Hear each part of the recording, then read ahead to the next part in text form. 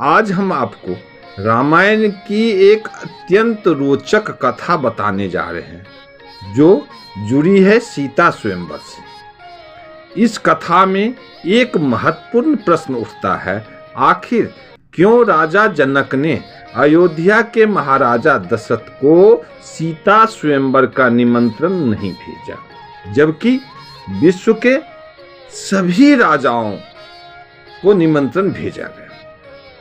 इस प्रश्न के पीछे छिपी है एक अद्भुत और रहस्यमयी कथा। आइए जानते हैं विस्तार से। गौ श्राप की कथा। यह कथा तब की है जब राजा जनक के राज्य में एक व्यक्ति का विवाह हुआ था। ससुराल जाते समय उसने रास्ते में दलदल में फंसी हुई एक गाय देखी। उस व्यक्ति ने सोचा कि गाय तो मरने वाली ही है, यदि वह कीचड़ में जाएगा तो उसके कपड़े खराब हो जाएंगे। इसलिए उसने गाय के ऊपर पैर रखकर दलदल पार कर लिया। जैसे ही उसने ऐसा किया, गाय ने तड़पते हुए दम तोड़ दिया और मरते मरते उस मनुष्य को श्राप दे दिया। गाय ने श्राप दिया तो अपनी पत्नी का मुंह नहीं देख पाएगा, यदि देखेगा तो उसकी मृत्यु हो जाएगी। ससुराल पहुंचकर वह व्यक्ति दरवाजे के बाहर पीठ करके बैठ गया। जब पत्नी ने उसे अंदर आने के लिए बुलाया तो कहा, उसने यह कहते हुए मना कर दिया कि वह उनकी ओर नहीं देख सकता। बहुत पूछने पर उसने पूरी घटना बता दी। यह सुनकर उसकी पत्नी बहुत दुखी हुई, लेकिन उसने कहा, मैं पतिव्रता हूं, मेरा धर्म तुम्हें इस श्राप से बचाएगा।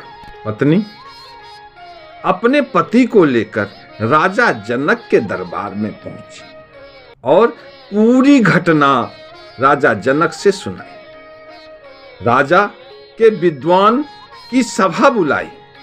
विद्वानों ने सलाह दी कि यदि कोई पूर्ण पतिव्रता स्त्री छलनी में गंगाजल भरकर लाए और उसे जल से उस व्यक्ति की आंखें धोए तो श्राप समाप्त हो जाएगा। राजा ने अपने राज्य की स्त्रियां से यह कार्य करने को कहा, लेकिन कोई भी स्त्री पतिव्रता होने का प्रमाण नहीं दे पाई। जब यह बात अयोध्या पहुंची तो राजा दशरथ ने अपनी रानियों सहित सभी स्त्रियों से पूछा।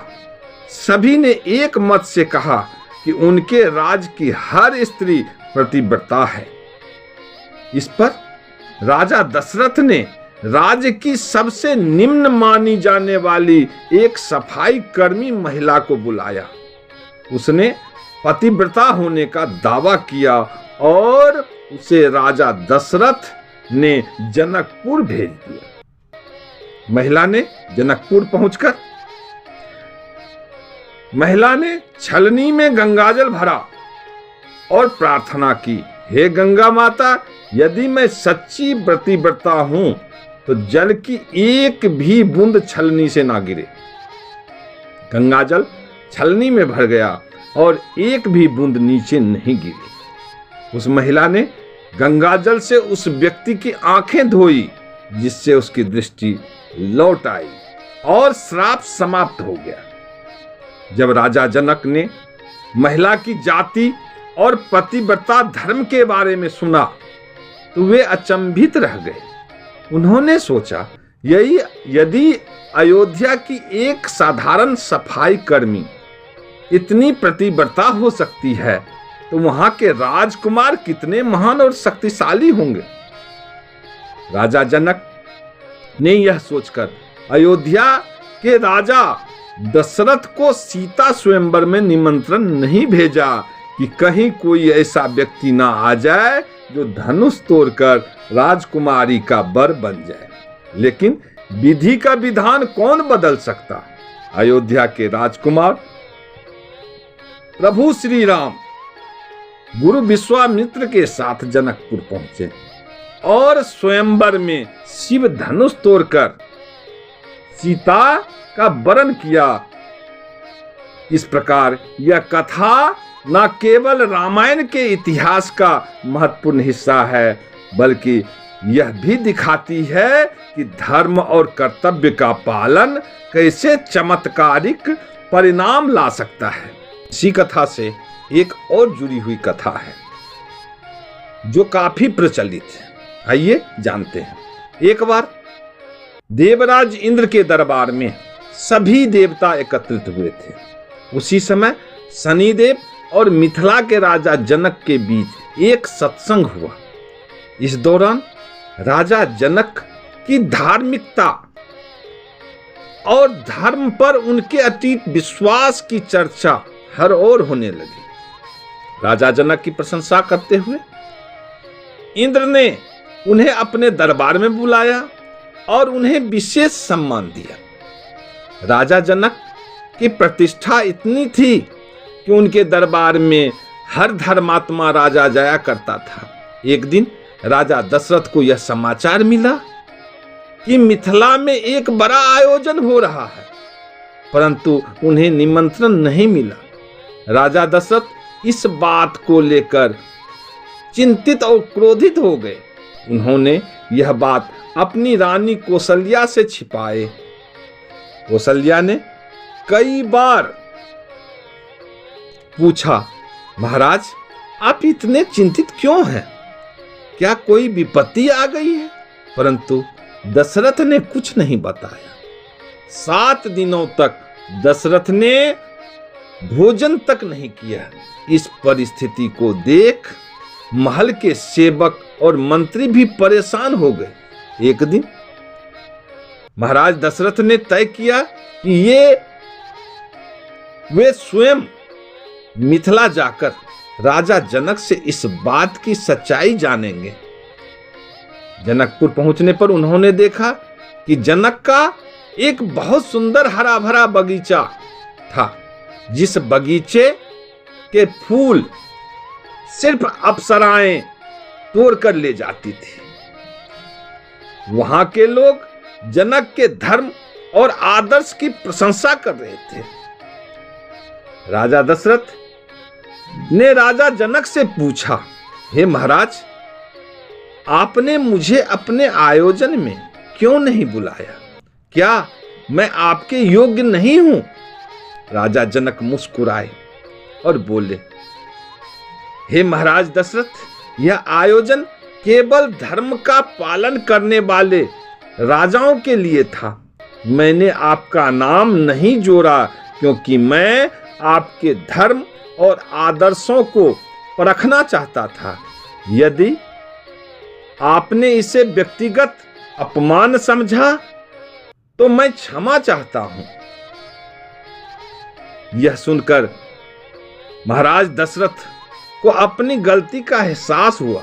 उन्होंने जनक से क्षमा मांगी और कहा, आपने मुझे अपने कर्तव्यों और धर्म का स्मरण कराया। यह मेरा अहंकार था जो मुझे सत्य से भटका रहे थे। इस प्रकार राजा दशरथ और राजा जनक के बीच आपसी समझ और सम्मान बढ़ा। जीवन में गुरु और धर्म का मार्गदर्शन कितना आवश्यक है और संकट के समय हमें अहंकार से ऊपर उठकर सत्य को स्वीकार करना चाहिए। इसी प्रसंग का एक छोटी सी और प्रचलित कथा है। एक बार महाराज जनक और शनि के बीच कुछ अनबन हो गए।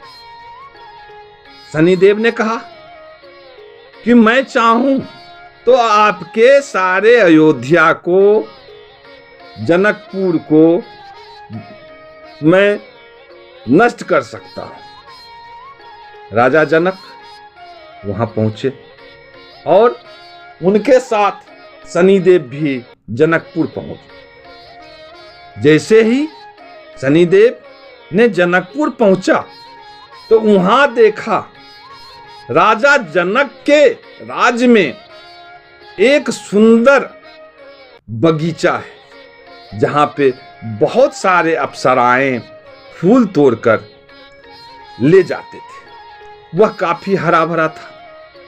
हरा भरा होने के कारण वहां पे अनेक प्रकार के फूल और भंवरे की गुंजायमान से पूरा वातावरण मंत्र मुग्ध हो जाता था।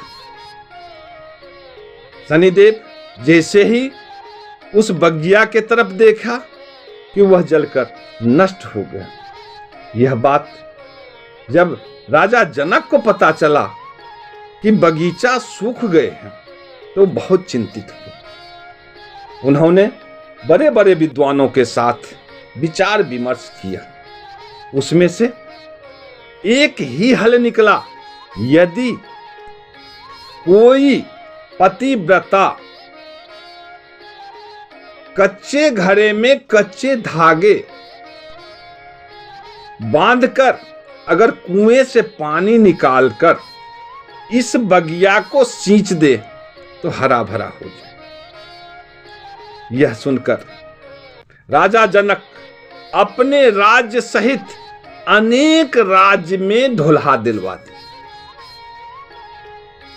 यह बात जब महाराज दशरथ को पता चला तो उन्होंने भी इन सब चीजों पर ध्यान देते हुए इनकी खोज में लग गए। उन्होंने अपने राज्य में भी पतिव्रता स्त्री के बारे में एक दूसरे से संपर्क किया। तो महाराज दशरथ के राज्य में सारे पतिव्रता ही थी। उसमें से एक मंत्री के यहां जो काम करने वाले वो रोज महाराज दशरथ का जूठन ले जाते थे और वो खाते थे।